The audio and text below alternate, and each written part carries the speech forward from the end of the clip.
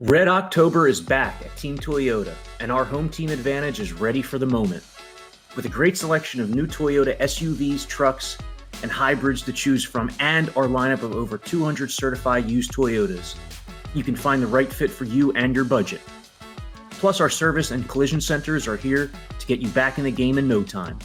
Visit one of our 3 locations in Princeton, Langhorne, or Glen Mills, or online at teamtoyota.net.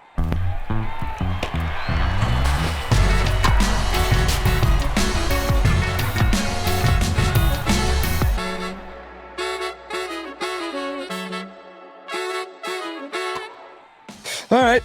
Welcome into your Phillies Talk Podcast presented by Team Toyota. All your Red October news and analysis on NBC Sports Philadelphia. All playoffs long and presented by Toyota, proud partners of the Philadelphia Phillies. And as we sit here on, what is today? Wednesday? Lost track of October days, 9th. lost Yeah. track of time. Red October is over. Red October is over after the Phillies and their season with a 4-1 loss in Game 4 of the NLDS to the rival New York Mets. Here with Brooke, Destra, I'm Spencer McKercher.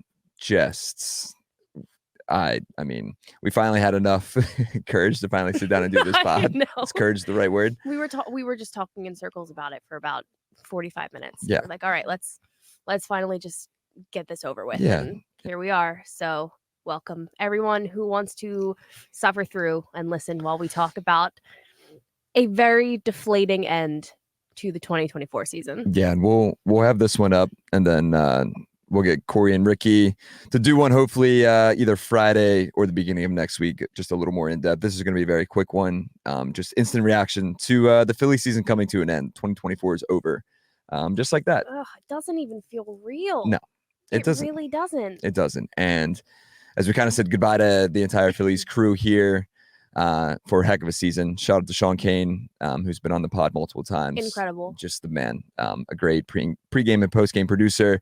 Then obviously like Michael Barkan, Ricky Patalico, Ben Davis, Rudy Amaro Jr., everyone behind the scenes that does a great job. All the TV editors, everybody. We may be a little biased, but we work with some of the most incredible people. Correct. And we are so lucky. It is. It's a heck of a season, and it's always so sad to see it come to an end, especially given the circumstances right now. Yeah, and that's kind of what we talked about. When baseball season ends, it's not like hockey, it's not like basketball, it's not like football. Like we've seen each other for 8 months straight, basically every single day. Yeah, like we've seen each other more than we've seen our families, and now it's done until March. It's a crazy thing to grasp, and at the very least, I thought maybe we had another week or two. At the very least. Yeah. I thought it would at least get to Friday. At least. I was sitting here realizing I never got to say goodbye to the ballpark this year. Like I never anticipated Game 2 Sunday being the last game at Citizens Bank Park this year. I just didn't. I think we talked about it after Sunday's crazy win. I kind of did. There was a point where you kind of took it all in, especially when they were down 3-0 on Sunday. But let's not get to Sunday. Let's just get into it. Rip the Band-Aid off. Yeah, man. So 4-1 losers in Game 4 on Wednesday. Shout out to the Mets. As Hell much of as a that series. It really was. Yeah, exactly. For them. They were for them. They're just the better team. Right now, the New York Mets are the better team, are a better team than the Philadelphia Phillies. And JT Realmuto said it best. I think they're the most talented team in all of baseball. One of maybe, the Dodgers are definitely up there, and I think they just even the series as we sit down here. But the talent on the roster is there for the Phils, and now they're going to go home disappointed. And JT said it. It just depends who gets hot at the right time, and right now the Mets are hot. And Nick Castellanos gave a shout out to Jose Iglesias with what he's done to unify the team and the city with his song and all that fun stuff. And Nick said it, Bryce said it. They're just a better team right now. And I also think that it's really important that we can acknowledge that the Mets were good and they were the better team in the situation, but also the fact that the Phillies went cold and didn't play to their potential and didn't give them the best matchup against the Mets this series. Like it just wasn't the Phillies team that we had anticipated going into it. Both things can be true at the same time. Sure. You can acknowledge that the Mets are good and also acknowledge the fact that the Phillies had so much wasted potential this year. Yep. And like we just kind of said, it hit me about an hour ago. We're sitting down. It's 11:40 right now, about 10:30. It's way about past an hour. my bedtime. About an way hour past after my the game. bedtime. I'm tired. Yeah, we're both tired. But it did hit me that, you go through this entire season. We both started, February. I was down in spring training in Clearwater, and you kind of go through, and the expectations were sky high. It's like, all right, third time's a charm. Here we go. And for it to come just to a crashing halt, what do you want to get into first? Do you want to get into the batting or the hitting, or do you want to get into the bullpen? Pain. Well, I mean, you gotta address. It's not even an elephant in the room. It's the offense. Gosh, it doesn't matter if the bullpen is going to go out there and, even if they give up a run or two, it doesn't matter if the offense is only putting up one run. Yep. You can have Zach Wheeler go out there for basically what he did in game 1 and give you 7 shutout innings. Yep. If you're not going to put up more than one run, it doesn't matter. Then they were never winning this game 1-0. It doesn't matter. There was never win games 1-0 in the playoffs. It does not happen. And you can't escape 3 bases loaded jams. 2 was so crazy. To Ranger. Yeah, 2 was crazy enough. Again, JT Realmuto kind of said it best too after the game. That's just who Ranger is. He's cool, calm, and collected. And he sure was in the first 2 innings. Stressful. A lot of 3-2 counts. Every single pitch, you just didn't know what was going to happen. 100%. He was getting behind early and somehow getting out of those jams. It was awesome. And that's when I kind of felt like, okay, maybe there's a chance today. I didn't feel good coming into today at all. Nope. And I felt coming into today as how I feel currently right now. But to sit here and, the Ranger gets out of it. The Phillies go up 1-0 on a little dribbler. Mark Vientos, not a very good third baseman. We get lucky again. And then, like you said, you're sitting on pins and needles. And I don't like to do this, but soon as Jeff Hoffman left the game in the 6th inning, you can credit this. Yeah, you called it. Yeah. They showed Carlos Estevez getting ready, which that is an interesting choice. Yeah, but continue. We got 3 main topping points. That's definitely one of them. And I stood up and I said, Lindor's gonna have his moment. You knew. No, you didn't say it like that. You said this is a grand slam. Yeah. You said this is a grand slam. And I looked at you and I said, are you kidding me? Why would you say that? Yeah, Ricky was not happy. Even though, like, in my soul, I also, you feel it. Lindor, for the most part of this series, was so quiet. Yep. And that is not good. He was also a little quiet against the Brewers. And you're just like, he is not a player that stays like that for long. You give him a bases loaded situation, and what does he do? He delivers one of the best hits in the postseason for the Mets in the past decade. And Carlos has been giving up so much hard contact, I feel like, over the last month and a half. And that's kind of the reason behind my whatever you Nostradamus. One inning in game 2 was it felt like the quickest 1-2-3 get out of it inning of really for the Phillies this entire series against the Mets. That was the exception. Yeah. Everything else, it was just there's so much contact, couldn't locate the zone, and it doesn't matter. He's throwing 100. It doesn't matter how high your velo is if you're throwing meatballs right over the center of the plate. Exactly. And so the Phillies their bullpen ends with 16 earned runs. 16. That wasn't on my bingo card. 16 earned runs in this National League Division Series in 4 games. This is the best bullpen. This was MLB.com. Put the Phillies as the best bullpen, at which they were. Where's the freezing cold takes Twitter X account? I said it. I went on Ricky's radio show when I was down in spring training. I said that I guarantee it's the best bullpen in baseball. I remember, and you were getting ripped for it. I remember. Now here we are. 16 earned runs. And the whole season, they really lived up to this expectation. And there are so many, we've seen the offense go cold in 2 consecutive of 3 now postseasons. Yep. The bullpen was one of the few things going into this where I felt like, okay, they're able to keep the Phillies in the game. Yep. and you just kind of threw it to the wayside. That's why everyone was so terrified, not knowing how long Ranger was going to be able to stay into this game. Because thankfully we got 4 1/3 out of Suarez, but like there was a chance maybe he goes 2-3 innings, and then you go to the pen, who has been so inconsistent, so unreliable. What do you do in that situation? It's a coin flip every single night. You don't know what to get. And Rob Thompson admitted that Tim Kelly asked the question of where was Christopher Sanchez going to come into this game. Rob Thompson before the game said that anyone and everyone's available. That includes Zach Wheeler. That includes Christopher Sanchez. But Rob admitted that the only time they were going to go to Sanchez was if the game went to extras. Yep. Great point.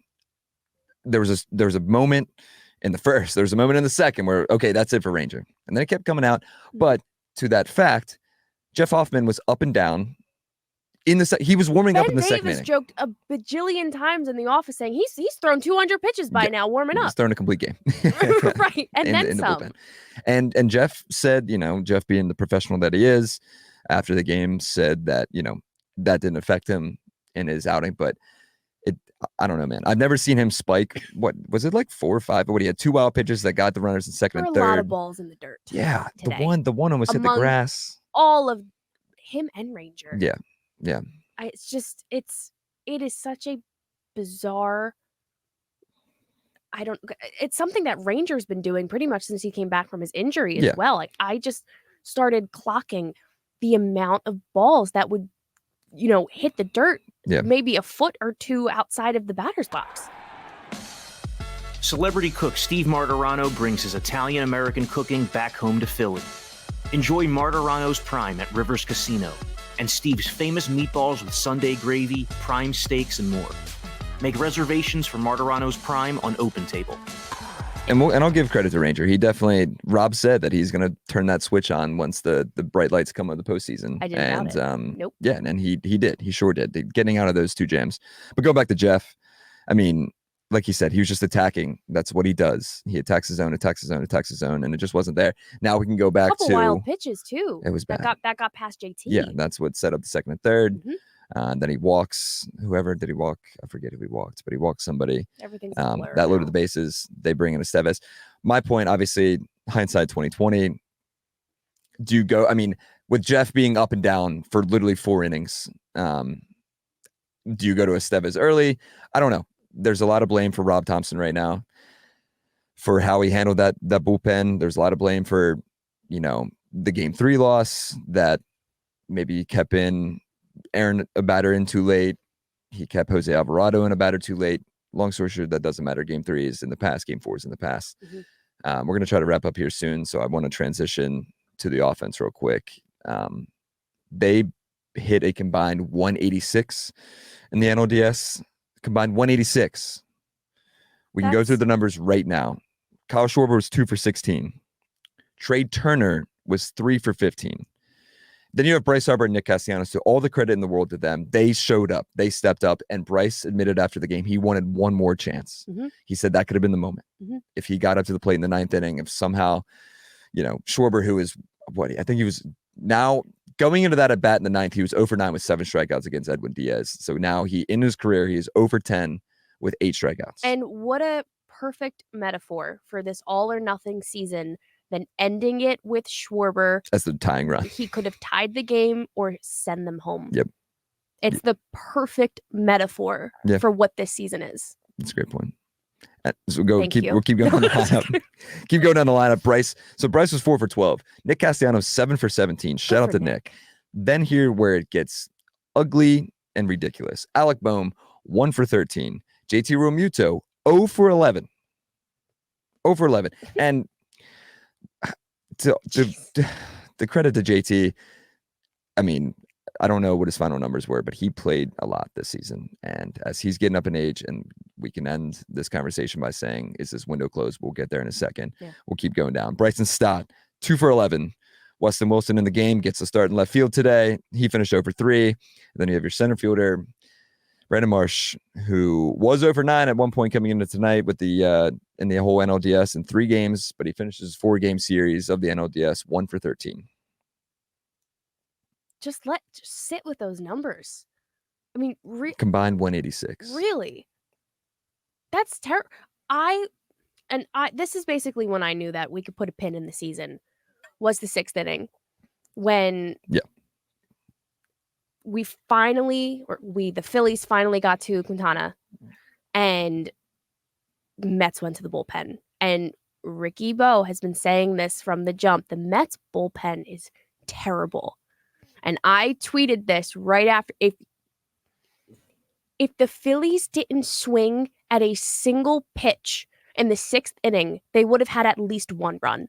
That is how poorly the Mets bullpen was able to not locate the strike zone. Yeah. Like the amount of times, and this is basically, it's like Groundhog's Day right now.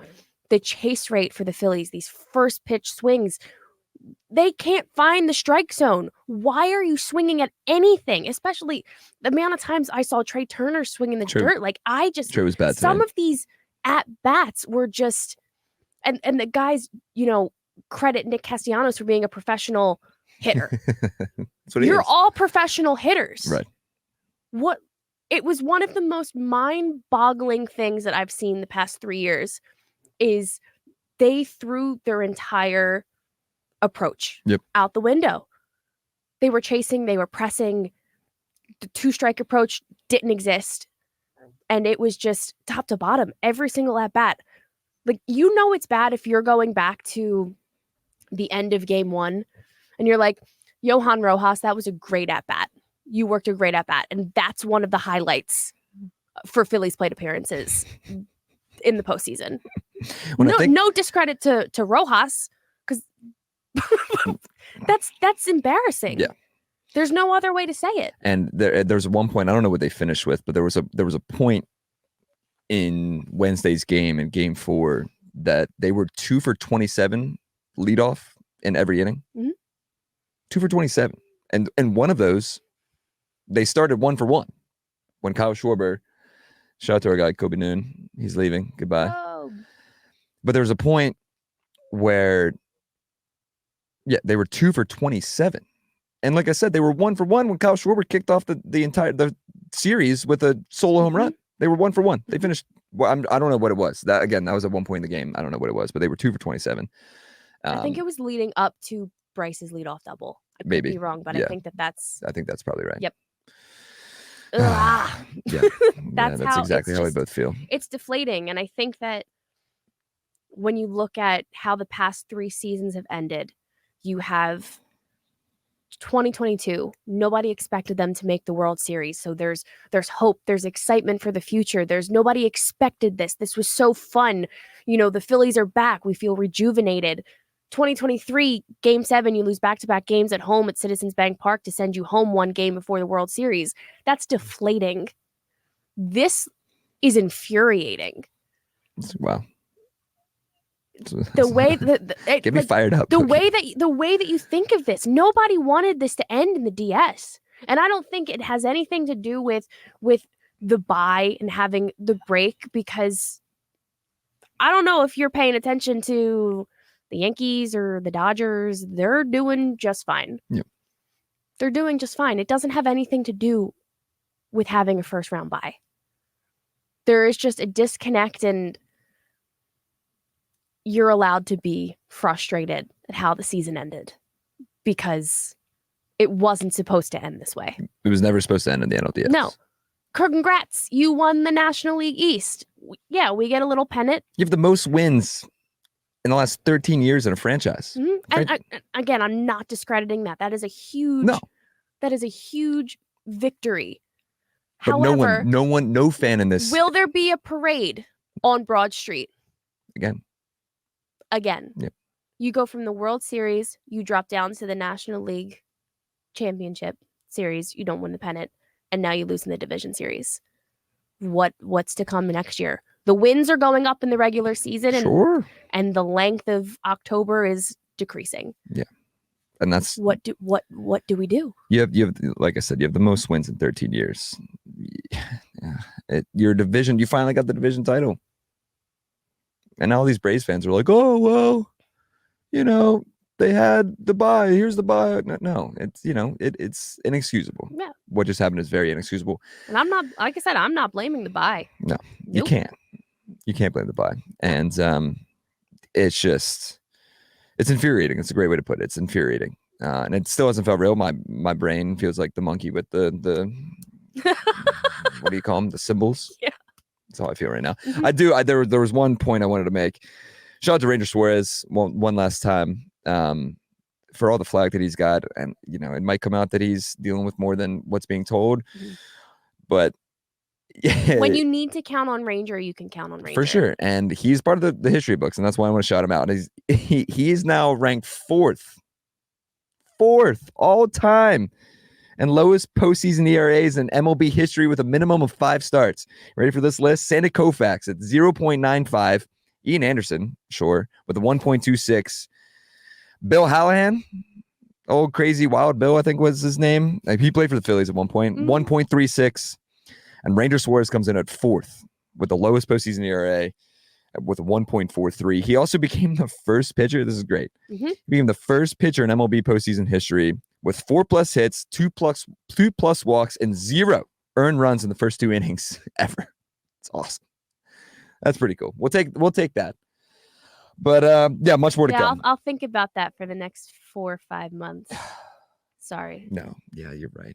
That's where I'm at right now, though. Yeah. It's a year where the moral victories don't mean anything. No, and they don't. For it to just end, and seeing that clubhouse, it was just like utter shock, similar to us. Seeing the cameras in the clubhouse there, everyone's just kind of sitting down, taking it all in. Got a lot of good content up. Shout out to everyone for following along. It was a great season on the pod and a great season of content here in NBC Sports Philadelphia. Fastest season I think I can remember in the past decade. Well, strictly just because now it ends on October 9th when we had a parade planned for November 8th. Ugh. It's fine. It's not fine. All right. Well, that's going to do it.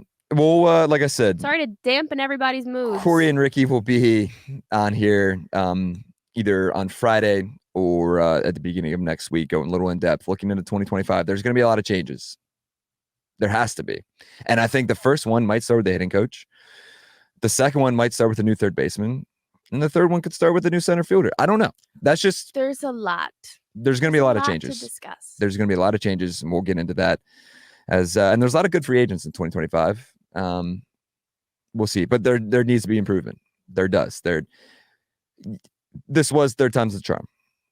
And for it to just dramatically end and that's the thing. It didn't just... If you lost to the Dodgers, if you lost to the Padres, heck, if you lost to Rhys Hoskins and the Brewers, that's one thing. Yeah. The Mets. You lost to a division rival for the first time in these 2 historic franchises, the first time they ever meet in the playoffs. And now they're going to have all this bragging rights until that ever happens again. And, and again, I don't want to not credit them. No. They have the 2022 vibes that the Phillies had. Lightning. I'm not going to be cheering for them. No. I'm cheering for the Tigers. Same. But or Detroit. Yeah. So that will do it. Hey, real quick too. Are you doing anything on Thursday night, Brookie? No. You're not? Would you want to go to the Fillmore and go see Callum Scott? Callum Scott, the Dancing on My Own. I know who that is. Oh, I know. Just to our listeners, Callum Scott, the Dancing on My Own guy, the artist for the remix. Shout out to Robin. Justice for Robin. Justice for Robin. But Callum Scott will be playing at the Fillmore if anyone wants to go listen to Dancing on My Own on Thursday. That'll really in the city. reignite the vibes, Spence. Really. It's brutal. That song. It's done. And I was fine with it back last year. It's done. I even heard the sprinkle of it in the Clubhouse playlist this year. And I was like, get it gone. Get it gone. See ya. All right. Speaking of see ya. So no, I won't be going to the Yeah, I'm not Fillmore. going to do that either. No. My night consists of some beers tomorrow night with my good buddy John. Good. So enjoy. That's what I don't know what I'm doing. I'm going to shift gears to Flyers. A lot of golf in my future. Hey, yeah. Shout out to Brooke. Listen, Hockey. If this is the last time Brooke and I are on this podcast, quick plug. Brooke does an amazing job covering the Philadelphia Flyers with her good buddy Jordan Hall. Their season's here, starting on Friday. Vancouver, right? Yes, sir. I'm not a big... on the road, that's not West true. Coast swing to start the year. So I'll lock in on my flight. I check in on them like once a month because this is my summer now. right. And I get a nice little Thursday off and we're flipping a switch Right back and into getting into the barn. off to pucks. Get the puck, Steve. Shout out to Jordan Hall, Ashton Sullivan, and that whole crew. And one more shout out to our whole Phillies crew. Remarkable job. And Guys just want to awesome. thanks to everyone listening in, accepting my nonsense all season long. And yeah, you know what? You shouted me out. I'm gonna shout you out really fast. Spencer McKercher, who works tirelessly every single day, above and beyond the call, no matter what. His content, the way that he cares about his work is incredible. It is a privilege to work with you, my friend. Thank you. I'm not good at that stuff, but I appreciate you. I got you. I never know how to handle those situations, but I know, appreciate but you. I needed to take the opportunity because. Thank you. Yes. That means a lot. If you're still listening, on that note, we'll wrap up here. Thanks for listening to the Phillies Talk Podcast after just a really, really, really disappointing way. It's one of those where it just hits you. All right.